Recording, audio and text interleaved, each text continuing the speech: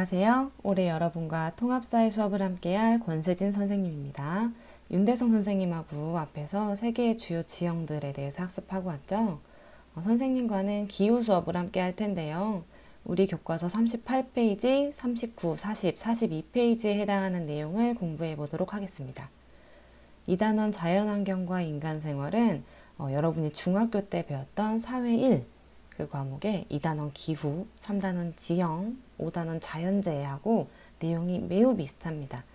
그런데 난이도는 중학교 사회보다 훨씬 쉬워요. 그래서 중학교 때 공부를 열심히 했던 친구들이라면 큰 어려움 없이 쉽게 이해할 수 있을 겁니다. 그 시절에 너무 즐거운 나날을 보내느라 공부를 열심히 못했던 친구들도 걱정할 필요는 없어요. 어차피 공부는 잊어버리고 또 하고 잊어버리고 또 하고 하면서 하는 거예요. 자, 인간은 자연환경의 영향을 매우 많이 받고 살아가죠. 그래서 각자가 처한 자연환경에 따라서 옷의 형태도 달라지고 먹는 음식도 달라지고 가옥의 형태나 발달하는 산업의 종류도 각기 다르게 나타납니다. 선생님이 지금 너무 당연한 이야기를 하고 있죠. 이 단원에서는 지구상에 존재하는 다양한 자연 환경들의 특징 알아볼 거고요. 그에 따라서 나타나는 다양한 삶의 모습들까지 살펴볼 예정입니다. 본격적으로 내용을 살펴보기 전에 선생님이 이야기하고 싶은 것이 하나 있어요. 사실 지금 현재 우리와 동일한 시간을 공유하면서 살아가는 세계 곳곳의 주민들은 매우 비슷한 모습으로 살아가고 있어요. 뭘까요? 크게 다르지 않아요. 왼쪽은 남아프리카 공화국의 요하네스버그라는 도시고요. 가운데 있는 거는 미국의 뉴욕, 그리고 오른쪽 사진은 중국 베이징의 도시의 모습이에요. 매우 비슷하죠. 과학기술이 발달하고 산업화, 도시화가 진행이 되고 세계화가 이루어지면서 사람들이 현재는 매우 비슷한 모습으로 이렇게 생활할 수 있게 되었어요. 그러다 보니 일부에서는 이제 더 이상 지역적인 차이를 고민하지 않아도 된다 이렇게 생각할 수도 있어요. 하지만 겉으로 보기에는 똑같이 햄버거를 먹고 운동화를 신고 비슷한 콘크리트 구조물에서 살고 있는 것 같지만 사실 들여다보면 지역마다 독특한 특징이 분명하게 존재합니다. 우리는 이 독특한 특징을 이해하기 위해서 자연환경에 적응하며 살아가던 그 모습들을 살펴볼 겁니다. 우리는 내가 원하든 원치 않든 다양한 사람들과 함께 살아가야 해요. 나와 다르다고, 낯설다고, 모른 척하거나 외면하면서 살 수는 없는 그런 세상이 되었어요. 아마 갈수록 더 그렇게 될 겁니다. 이렇게 다양한 사람들을 이해하기 위해서는 제대로 아는 것이 먼저 필요해요.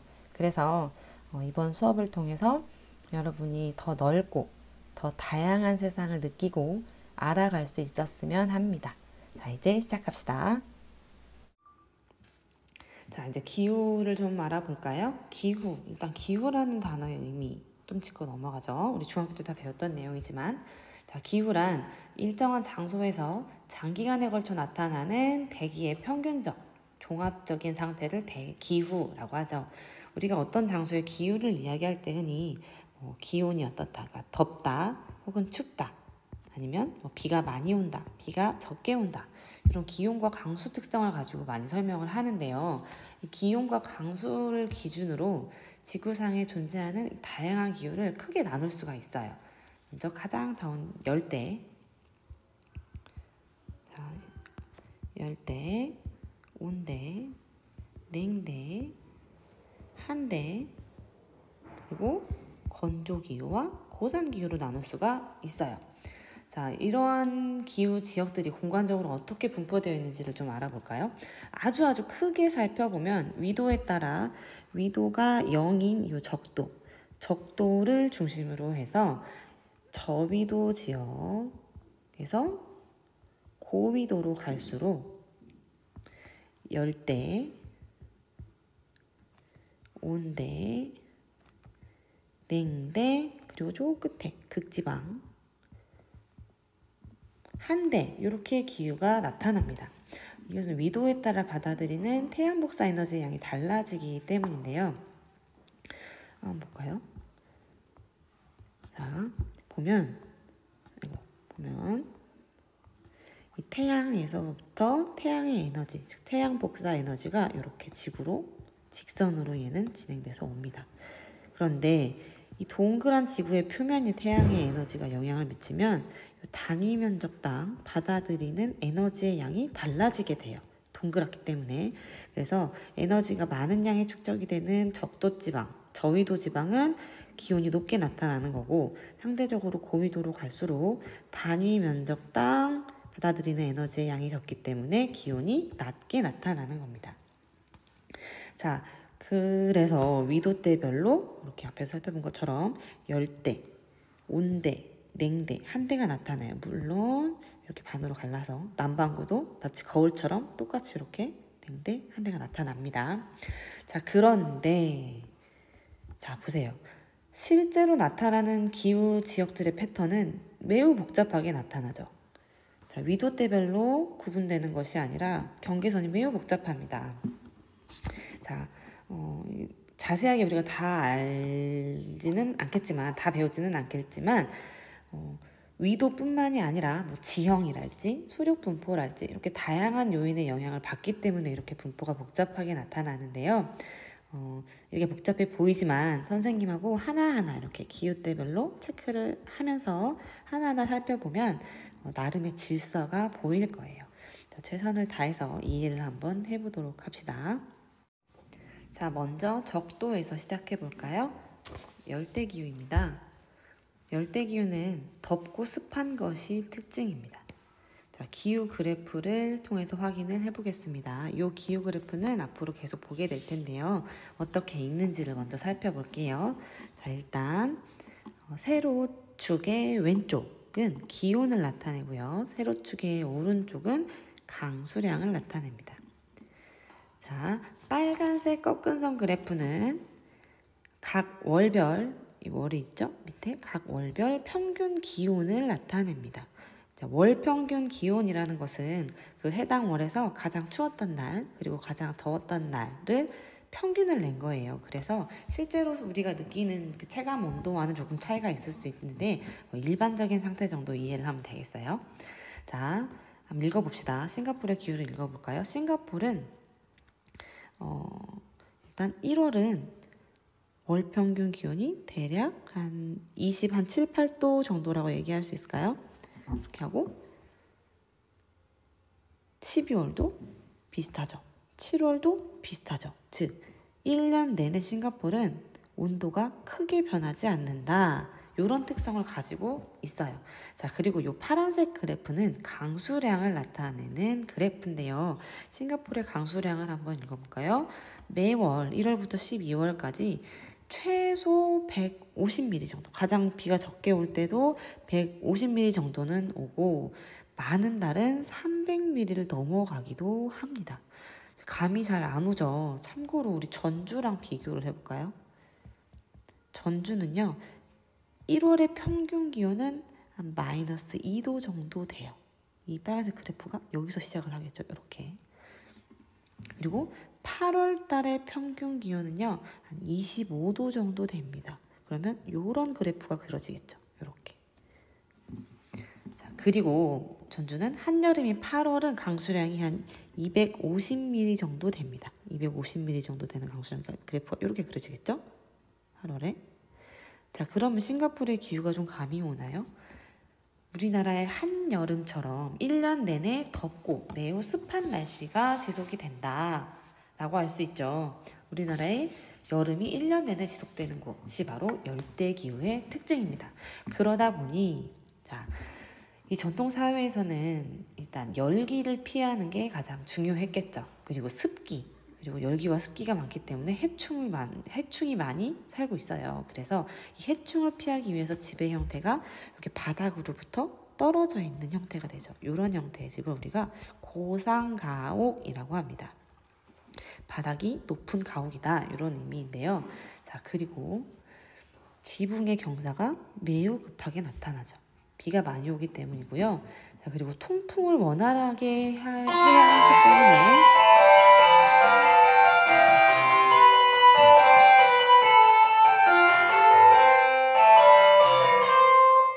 자, 종이 쳤지만 우리는 계속 수업을 하겠습니다. 어디까지 했죠? 자, 통풍을 원활하게 하기 위해서 창문이 매우 넓고요. 그리고 집의 형태가 전반적으로 개방적인 형태를 보입니다. 사람들의 옷차림은 이건 전통적인 복장이라기보다는 선생님이 최대한 열대 기후에 맞는 옷을 찾아봤는데요. 이게 트로피컬 패션이래요. 트로피컬 열대 패션. 자, 최근에 그 디자이너가 디자인한 옷입니다. 자, 아무튼 이렇게 사람들은 얇고 가벼운 통풍이 잘 되는 이런 옷들을 주로 입겠죠. 그리고 음식은 변질을 막기 위해서 주로 기름에 볶고 향신료를 많이 사용하는 그러한 조리법이 발달했습니다.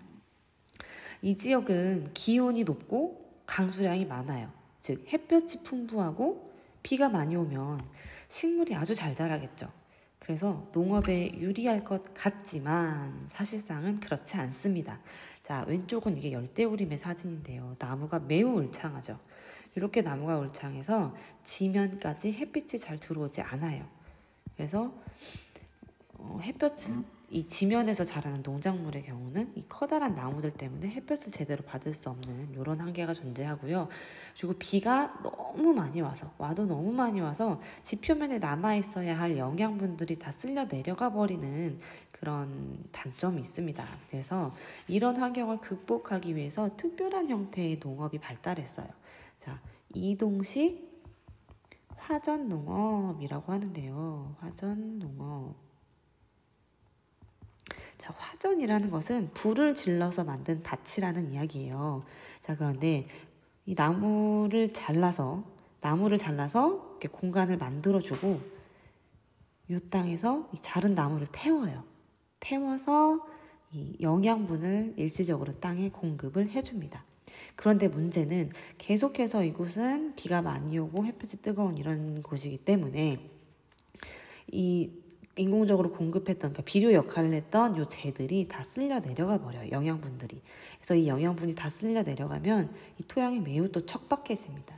그러면 이제 다른 곳으로 이동을 하게 되죠. 이동을 해서 또 역시 나무들을 다 잘라내고 불을 질러서 밭을 일구는 이런 형태, 이동식 화전 농업의 형태가 전통적으로 발달을 했습니다.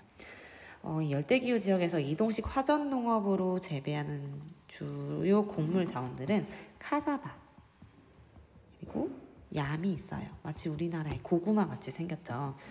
매우 영양분이 풍부한 이 열대기후 지역에 꼭 필요한 주식 작물이라고 합니다. 다음은 건조기후입니다. 건조기후는 기온과 관계없이 강수량보다 증발량이 더 많은 지역을 말합니다. 자, 대표적인 곳이 이집트의 카이로를 들 수 있는데요. 기후 그래프로 또 한번 기후를 읽어볼게요. 자, 강수량이 거의 없죠. 파란색 그래프가 거의 없죠. 따라서 사람들은 강한 햇볕에 노출이 되게 됩니다. 그래서 자, 보면 왼쪽 위의 사진을 볼까요? 사람들은 이 강한 햇볕 그리고 모래바람을 피하기 위해서 온몸을 감싸는 그리고 헐렁한 이런 형태의 옷을 입습니다. 그리고 오른쪽 사진을 보면 가옥의 형태는 한낮의 열기와 그리고 한밤의 냉기를 동시에 피해야 하기 때문에 흙벽돌로 만든 벽이 매우 두꺼운 이런 형태의 집을 짓습니다. 보면 일단 지붕에 경사가 없죠. 지붕이 이렇게 평평하고 창문이 매우 작은 것도 특징입니다. 자, 음식을 보면 음식의 경우에는 밀과 고기가 주재료인데요. 자, 최소한의 수분을 가지고 요리할 수 있는 찜 요리가 많이 발달을 했다고 합니다. 자, 그런데 비가 안 오는 사막에서 어떻게 밀을 재배하고 고기를 생산할 수 있었을까요? 건조기후 지역은 비가 거의 오지 않지만 아예 안 오는 것은 아닙니다. 그래서 지하수를 활용할 수도 있고요. 그리고 외래하천을 이용할 수도 있는데요. 볼까요? 자, 외래하천을 이용한 농업은 이집트의 나일강 주변에서 쉽게 볼 수 있습니다. 자, 얘가 지금 나일강인데요. 자, 나일강은 비가 많이 오는 다른 기후 지역에서부터 발원을 합니다. 그래서 이 유량을 유지한 채로 건조기후 지역을 관통해서 지나가는 아주 고마운 하천이에요. 이런 형태의 하천을 외래하천이라고 하는데, 자, 이 외래하천인 나일강 활용해서 이 나일강 주변은 이렇게 나일강이 물을 끌어와서 주변 지역에서 농사를 지을 수 있는 환경을 조성할 수가 있겠죠. 자, 그리고 건조기후 지역에도 지하수가 존재한다고 했는데요. 이 지하수는 땅 속에 있기도 하고 일부 구간이 지표면 위로 드러나 있기도 해요. 여러분이 알고 있는 사막의 연못, 바로 오아시스. 오아시스가 바로 지하수입니다. 위쪽에 있는 요 사진이 오아시스를 이용한 농업의 형태예요. 이거를 오아시스 농업이라고 하는데요. 자, 이 오아시스를 활용해서 건조한 환경에서도 잘 자라는 농작물을 재배를 할 수가 있는 거예요. 대표적인 작물이 밀과 이쪽에 있는 대추야자입니다. 처음 보죠? 대추랑 똑같이 생겼어요. 이 대추야자가 과일인데 매우 달다고 하더라고요. 선생님도 먹어본 적은 없는데. 자, 참고로 이 밀이라는 작물이 참 매력적인 작물인데요. 척박한 환경에서도 이 아이는 죽지 않고 잘 자랍니다. 건조한 기후에도 잘 견디고 서늘한 기후에서도 죽지 않아요. 그래서인지 지구상에서 매우 넓은 지역에서 생산이 되는 작물입니다. 자, 계속 갑시다. 고기는 어떻게 생산을 할까요? 건조기후 지역에서는 풀이 있는 곳을 찾아서 사람과 동물이 이동을 해야 됩니다. 그래서 이동하면서 가축을 기르는 유목이 발달을 해요. 자, 유목의 형태로 목축업이 발달했습니다. 그래서 유목을 하는 사람들은 계속 이동을 해야 하기 때문에 지금 보는 것과 같은 이러한 이동식 천막집을 짓고 살았어요. 이건 몽골의 게르라고 불리는 전통 가옥인데요. 자, 이동에 유리한 형태로 발달한 가옥입니다. 다음은 우리가 살고 있는 온대기후 지역입니다. 온대기후는 열대기후와 냉대기후 사이에서 위치하고요. 극단적이지 않고 인간이 살기에 매우 좋은 그런 기후가 나타납니다. 그래서 여러 기후대 중에서 인구 밀도가 가장 높은 기후대이기도 합니다. 인구 밀도가 높다 보니까 온대기후 지역에서는 다양한 형태의 생활 모습이 나타나는데요. 그만큼 조금 더 자세히 알아보도록 하겠습니다. 자, 온대기후는요, 크게 두 종류로 나눠서 생각을 해볼 겁니다. 자, 대륙을 기준으로 했을 때 우리가 살고 있는 유라시아 대륙을 기준으로 할까요? 대륙의 동쪽에 나타나는 온대기후를 우리는 동안기후라고 합시다. 동안기후, 그리고 대륙의 서쪽에 나타나는 온대기후를 온대서안기후라고 합시다.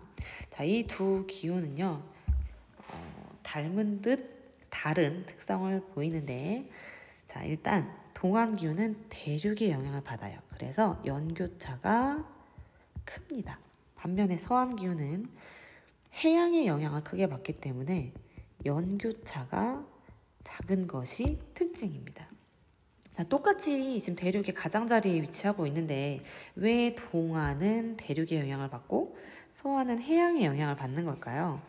자, 여기서 아주 중요한 아이가 등장을 합니다. 이제 편서풍 때문입니다. 들어봤죠? 자, 중학교 때 배웠던 내용을 한번 떠올려 보세요. 편서풍은요, 지구의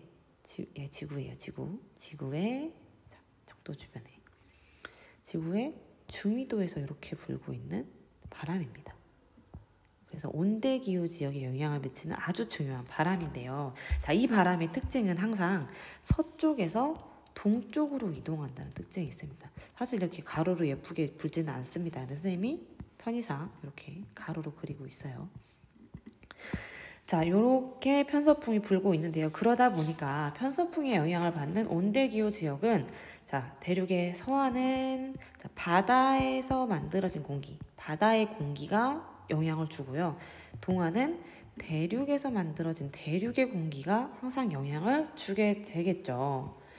자, 대표적인 두 지역을 비교해서 한번 살펴봅시다.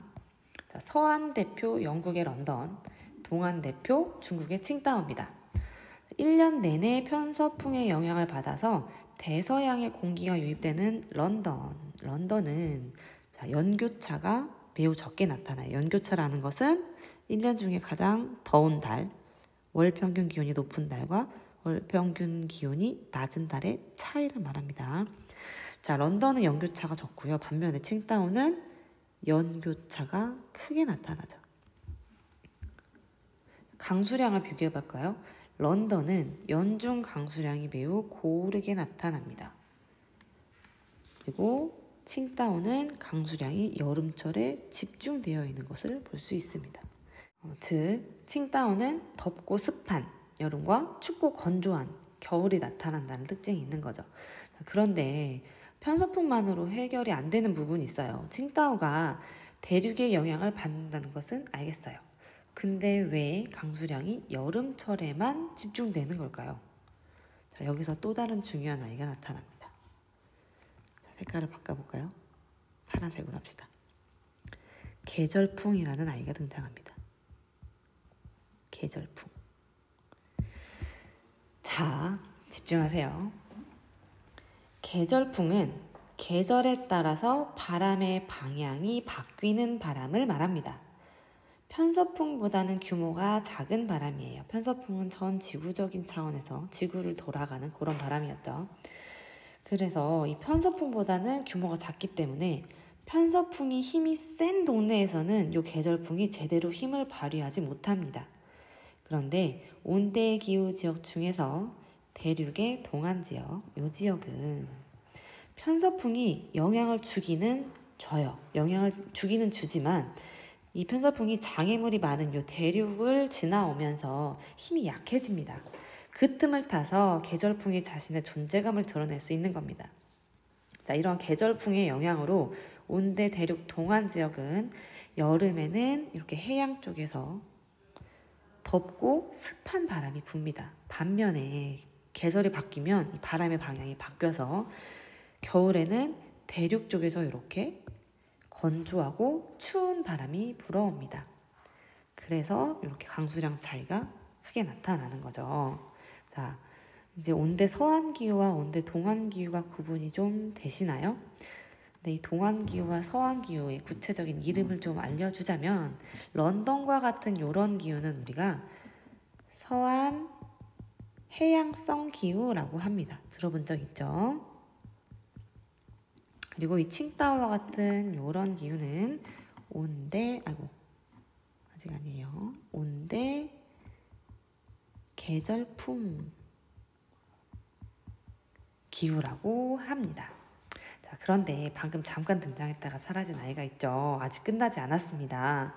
온대 서한은 똑같이 온대 서한인데 또 다른 특별한 형태의 기후가 나타나요. 런던하고 사뭇 다른 기후가 나타난 지역이 있는데요. 자, 포르투갈의 리스본, 우리가 알고 있는 리스본이라고 알고 있는 그 지역입니다. 포르투갈어로는 리스보아라고 한다고 해요. 자, 월 평균 기온은 비교해보면 런던과 크게 다르지 않죠. 하지만 강수량 패턴이 조금 특이합니다. 자, 온대 동안 기후인 칭다오와도 정반대의 패턴을 보이고 있어요. 자, 온도가 높은 여름철에 강수량이 적습니다. 칭다오는 온도가 높은 여름철에 강수량이 많았죠. 그럼 얘는 계절풍의 영향을 받지도 않았어요. 자, 이러한 형태의 기후를 우리가 뭐라고 하냐면 밑에다 쓸게요. 지중해성 기후라고 합니다. 자, 유럽의 지중해 연안에서 주로 넓게 나타난다고 해서 지중해성 기후라고 부르고 있는데 사실은 온대기후 지역의 대륙 서안이라면 여기저기서 나타납니다. 자, 정리를 좀 해볼까요? 검정색으로 정리를 할게요. 자, 정리를 좀 해보면 온대기후는 크게 온대 동안기후와 서안기후로 나눠지는데 온대 동안기후는 온대 계절풍 기후가 나타나고요. 우리나라랑 똑같이 여름이 고온다습하고 겨울이 한랭 건조한 온대 계절풍 기후가 나타나고 서안은 또 두 개로 나눠집니다. 잠시만요. 지워볼까요?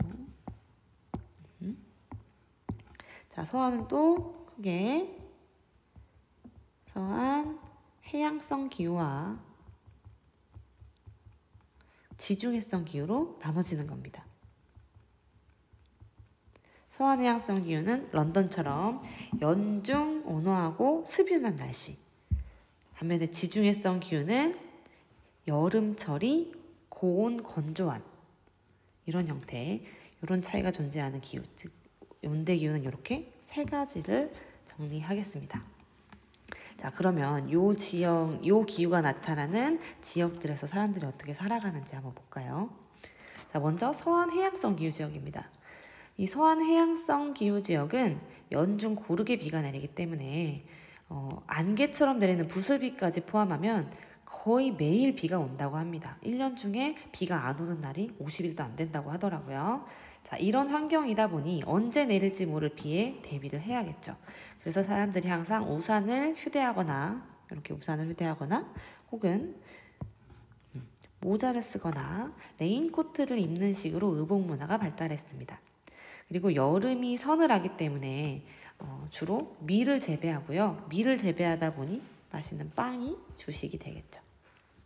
그리고 목초지 조성에 유리해요. 여름이 서늘한 기후 때문에. 그래서 목축업이 발달했습니다. 그러다 보니 자연스럽게 고기가 주식이 되겠죠. 자, 넘어가서 지중해성 기후는요.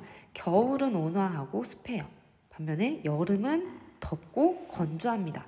그래서 가옥은 여름철에 열기를 막기 위해서 벽이 매우 두껍고요. 창문은 이렇게 작은 것이 특징입니다. 건조기후의 전통 가옥과 비슷하죠. 지중해성 기후 지역의 여름은 건조기후와 매우 흡사하다라고 이해를 하면 됩니다.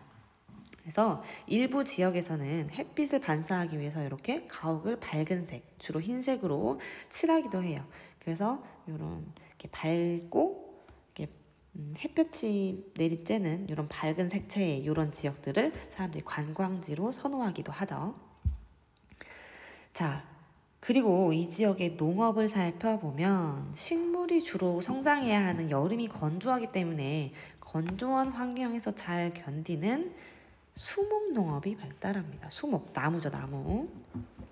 그래서 주로 생산물이 수목의 열매 혹은 껍질이 되겠죠. 자, 우리 첫 번째 사진은 올리브인데요. 지중해성 기후 지역의 대표적인 작물입니다. 올리브, 그리고 포도, 오렌지 이런 아이들. 그리고 얘는 코르크예요. 코르크. 와인의 병뚜껑. 코르크 마개 있죠. 이 코르크 마개는 이 코르크 나무의 껍질을 벗겨서 가공을 한 걸 말합니다. 자, 이런 아이들이 대표적인 작물이죠. 자, 그리고 온대 동안 기후는 우리가 살고 있는 지역인데요. 여름이 덥고 더운데 강수량이 풍부해요. 그래서 벼농사가 가능한 지역입니다. 벼농사. 그래서 계절풍의 영향을 받는 지역은 벼농사가 매우 활발합니다. 자, 벼는 밀보다 훨씬 열량이 높고 효율적인 식량 자원이에요. 심지어 맛도 있죠. 쌀은 그냥 씻어서 물만 넣고 찌면 맛있는 밥이 되는데요. 밀을 그렇게 찌면요 정말 맛이 없어요. 밀은 소금이나 설탕 같은 향신료 없이 그냥 물에 끓이면 정말 맛이 없어요. 선생님은 온대 동안 지역에 태어난 것을 매우 기쁘게 생각합니다. 아무튼 이렇게 벼농사가 발달했고 쌀을 주식으로 삼는 지역입니다. 넘어갑시다. 다음은 지구상에서 가장 추운 한대기후입니다. 자, 한대기후는 극지방을 중심으로 분포하고 있고요. 미국의 알래스카주에 속한 도시 베로의 기후 그래프를 한번 살펴볼게요. 자, 베로 위치는 좀 있습니다. 자, 이 지역은 1년 내내 영하의 기후예요. 그렇죠? 1년 내내 영하의 기후인데 한여름인 7월에 잠깐 영상으로 올라가는 날이 있는 이런 형태의 기후입니다. 즉, 이 지역에서 여름이라는 것은 1년 내내 얼어있던 것이 잠깐 녹는 시기라고 이해하면 쉽습니다. 자, 이러한 극한의 환경이지만 이 한대기후 지역의 일부 지역에서는 사람이 살기도 합니다. 우리가 알고 있는 사람들 중에서는 이누이트족인데요. 매우 춥기 때문에 동물의 가죽과 털을 이용해서 매우 무겁고 두꺼운 의복을 착용합니다. 가옥의 형태도요, 남방에 유리한 폐쇄적인 가옥 구조가 나타납니다. 그리고 한 가지 특이한 점은요, 자세히 보면 이 가옥이 땅에서 떨어져 있어요. 어디서 많이 봤는데 우리 열대기후 지역에서 이런 집 봤죠? 얘도 역시 이름이 고산가옥입니다. 그런데 바닥에서 이 집을 띄운 이유가 달라요. 자, 이유는 열대기후에서 고산가옥을 짓는 이유는 열기와 습기 그리고 해충으로부터 피하기 위해서였는데요. 이 한대기후 지역의 고산가옥은요, 집이 무너지는 것을 방지하기 위해서입니다. 이 지역은 아주 잠깐이지만 여름철에 기온이 영상으로 올라가면 따뜻해진 공기의 영향을 받아서 얼어있던 땅이 집 표면부터 서서히 녹기 시작합니다. 그림을 좀 그려보면, 자, 여기 이렇게 집이 있어요. 집이 있고 여기 나무도 이렇게 있고. 자, 그런데 여름철이 되면 이 집 표면부터 서서히 땅이 녹기 시작해요. 그리고 이 지하 깊은 곳은 공기의 영향을 더 늦게 받겠죠. 그렇기 때문에 얘는 얼어있는 상태가 유지가 됩니다. 그러면 이제 문제가 생깁니다. 이 형태를 보면 얼어있는 얼음 위에 진흙이 올려져 있는 것 같은 상황이 발생을 하는 겁니다. 그러면 무슨 일이 일어날까요? 자, 이 질척질척한 진흙, 그러니까 수분이 많이 포함된 이 토양이, 흙이 조금만 경사가 있어도 이 얼음 위에서 흘러내리는 이러한 현상이 발생합니다. 즉, 땅 위에서 건축물을 그냥 올려놓는 것처럼 지으면 얘가 이렇게 흘러내려가니까 얘가 무너져 버리겠죠. 그래서 이런 현상을 방지하기 위해서 한여름이 돼도 녹지 않는 요 지하의 깊은 층까지 기둥을 박아줍니다. 이렇게 기둥을 박고 그 위에다가 집을 올려서 짓는 겁니다. 왜냐면 이 집에서 인공열에 의해서 땅이 더 빨리, 더 많이 녹게 할 수 있기 때문에 바닥이 떨어져 있는 지면보다 더 높은 고산 가옥을 짓는 겁니다. 자, 참고로 우리가 이렇게 이누이트족의 전통 가옥이라고 알고 있는 이글루는요, 얘는 집이 아니라 베이스 캠프 같은 개념입니다. 이누이트족은 수렵이나 어로 활동, 즉 그러니까 사냥을 통해서, 사냥과 낚시를 통해서 식량을 구하는데, 그때 사냥할 때 이용하는 임시 거처의 개념입니다. 자, 우리 지금 초가집에서 살고 있지 않죠. 이들도 지금 현재 이런 이글루에서 살지 않고요, 우리랑 똑같이 콘크리트로 지어진 아주 튼튼한 집에서 따뜻하게 살고 있습니다. 자, 이 지역은 식물이 자랄 수 없기 때문에 산타 할아버지 썰매를 끄는 동물, 술록이죠. 이 술록의 유목이 행해지고요, 아까 얘기했듯이 사냥이나 낚시를 통해서 식량을 얻습니다. 그러다 보니까 육류가 주식이 되겠죠. 자, 마지막으로 고산기후입니다. 고산기후는요, 문자 그대로예요. 고산, 높은 산.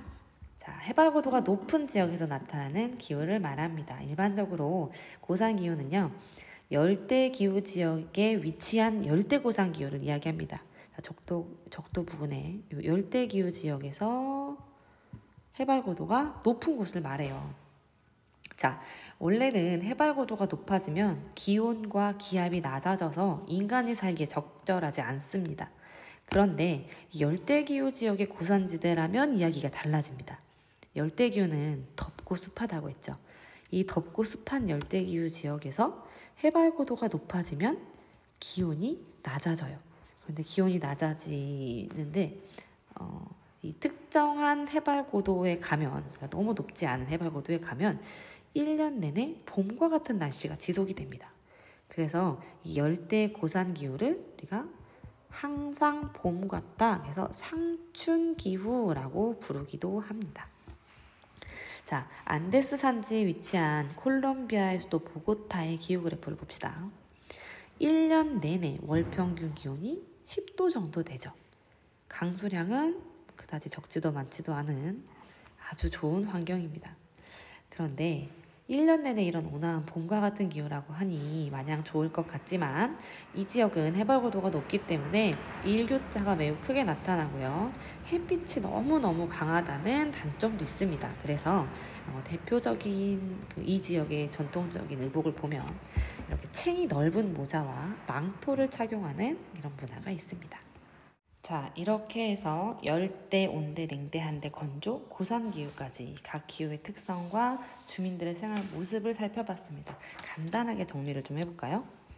자, 열대기후는 저위도 지역에서 적도 부근에서 매우 덥고 습한 그런 기후였고요. 다음, 온대. 온대는 중위도 지역에서 편서풍의 영향을 받는 지역. 얘네들은 우리가 동안과 서안으로 구분해서 살펴봤죠. 온대 동안 기후는 온대 계절풍 기후가 나타났어요. 우리가 속하는 온대 계절풍의 특징은 여름이 고온 다습하고 겨울이 한랭 건조하다. 이런 특징이 있었죠. 그래서 벼농사가 많이 발달하는 지역이었고요. 자, 온대 서안은 두 가지로 또 구분을 했어요. 서안 해양성 기후 지역과 지중해성 기후 지역이었습니다. 지중해성 기후. 자, 서안 해양성 기후는요, 연중 강수량이 일정하고 온난 습유한 게 특징이었고요. 지중해성 기후는 서안 해양성 기후와 겨울은 흡사하지만 여름철이 고온 건조하다라는 특징이 있었어요. 그 다음은 온대와 흡사하지만 겨울이 매우 춥고 긴 냉대, 그리고 1년 내내 얼어있다가 여름철에 잠깐 녹는 한대, 그 다음에 강수량보다 증발량이 더 많은 건조기후, 그리고 열대기후 지역 주변에서 해발 고도가 높은 곳에 나타나는 고산기후, 즉 상충기후까지. 자, 요렇게 크게 하나, 둘, 셋, 넷, 다섯, 여섯, 일곱, 여덟, 9개의 기후 특성을 알아봤고요. 그 기후 지역에 살고 있는 사람들의 생활 모습을 살펴봤습니다. 사람이 살기 좋은 환경도 있었지만 사람이 살기 힘든 척박한 환경들도 있었죠. 자, 과거에는 이 척박한 자연 환경에 적응을 하면서 우리가 나름대로 독특한 문화를 발달시켜 왔지만 요즘은 과학기술의 발달로 불리한 자연 환경을 극복하는 사례들이 많이 생기고 있죠. 자, 지금부터는 교과서는 42페이지인데요. 자연 환경을 극복한 사례를 몇 가지 살펴보겠습니다. 자, 첫 번째는요, 물 부족으로 농업에 불리한 건조기후 지역에서 현대식 스프링클러를 설치해서 대규모 관계 농업이 이루어지고 있는 사례입니다. 관계 농업이라는 것은 다른 곳에서 인공시설을 통해서 물을 끌어와서 농사를 짓는 형태를 말합니다. 자, 선생님이 지금 가져온 지도는 사우디아라비아 지도인데요. 자, 사우디아라비아는 대표적인 사막 지역이죠. 그런데 이 사막 지역에 이렇게 군데군데 보면 얘를 확대시키면 이런 형태예요. 동글동글한 원들이 보이나요? 자, 얘는 스프링클러를 활용해서 원형 경작지를 조성한 모습인데요. 자, 여기서 스프링클러가 이런 식으로 이렇게 돌아가면서 이렇게 물을 공급해주고 있어요. 그래서 이렇게 원형의 경작지를 조성할 수가 있는 겁니다. 그래서 대규모 농사를 짓고 있는 모습을 우리가 볼 수 있어요. 사막 한가운데서. 자, 다음 사례입니다. 자, 해수의 담수화 사례인데요. 이 사례 또한 사우디아라비아입니다. 자, 물 부족 문제를 해결하기 위해서 바닷물에서 염분을 제거하고요. 이 염분을 제거해서 바닷물을 강물처럼, 즉 담수로 만드는 사업입니다. 우리나라의 기업이 사우디아라비아의 해수 담수화 사업에 참여하고 있죠. 만약에 이 기술이 상용화될 수 있을 정도로 이제 발전을 한다면 물 부족으로 고통받는 많은 지역이 도움을 얻을 수 있겠죠. 자, 다음은 세 번째, 인간이 자연환경을 극복한 사례, 아랍에미리트의 두바이입니다. 들어봤죠? 두바이는요, 과거에는 어업이나 진주무역으로 먹고 사는 나라였어요. 그런데 석유가 개발되면서 막대한 돈을 벌어들이게 됩니다. 그래서 이 돈을 활용해서 이 척박한 자연환경을 극복을 한 아주 대표적인 사례죠. 사막에 매우 고도로 발달한 도시를 건설했는데요. 자, 이 두바이에는 세계 최대의 인공섬인, 왼쪽에 요 사진이에요, 팜 아일랜드가 있고요. 세계 최대의 실내 스키장이 있습니다. 스키 두바이라고 불리는 곳이에요. 자, 전통 사회에서는 자연환경에 순응하고 그 능력 안에서 뭔가 이 자연환경에 적응해 나가는 그런 형태의 문화가 발달했다면, 이제 과학기술이 발달할수록, 그리고 자본력이 강한 지역일수록 이 자연환경을 완벽하진 않지만 거의 무시할 수도 있는 수준까지도 간 거죠. 그런데 여기서 우리가 간과하지 말아야 할 것은 이렇게 자연환경을 극복한다는 차원에서 우리는 자연환경에 개입을 하는데, 이 자연환경에 개입한 결과가 반드시 인간에게 돌아온다는 거죠. 근데 어떤 형태로 돌아오게 되는지, 긍정적일 수도 있고 부정적일 수도 있는데 어떤 형태로 인간에게 돌아오는지에 대한 고민이 반드시 필요합니다. 뒤에 단원에서 이 내용에 대해서 더 자세히 알아보도록 하겠습니다. 수고했습니다.